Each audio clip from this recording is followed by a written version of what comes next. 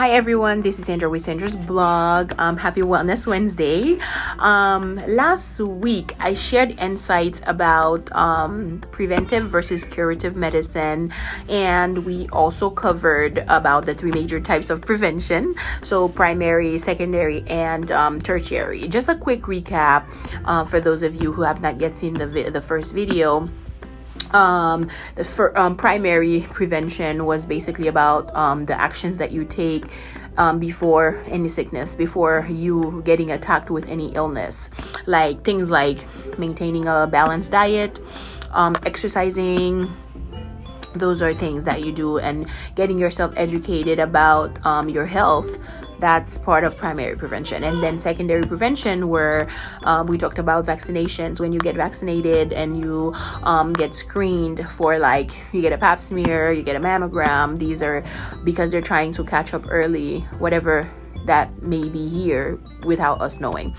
The tertiary is basically trying to prevent complications when you've already been attacked by that illness. How do we slow the progression of what's going on, and basically to kind of like maintain that health or even get it better, and to kind of like increase the quality of life.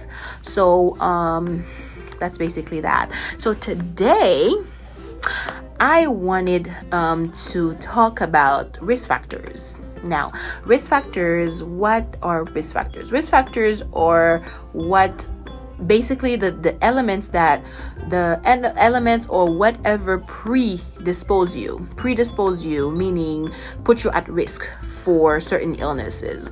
I'm going to give you a quick example for you to better understand. That quick example I'm going to give you, like, for example, let's say a smoker. Let's say somebody who is a smoker.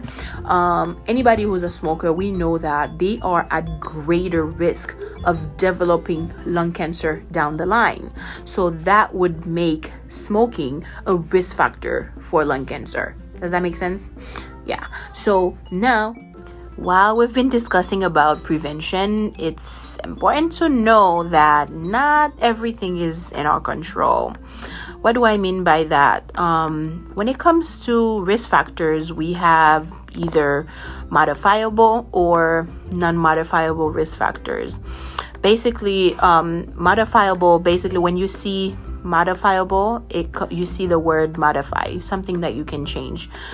Non-modifiable, something that you cannot change. So, for example, something you can change is your diet, your lifestyle, exercising. Let's say you go to the doctor today and the doctor wants you to lose weight, then you have control over that. You do have control over your nutrition, over your activities, so you can definitely make a change about that. However, things that are non-modifiable are things like genetics. We cannot change our genes.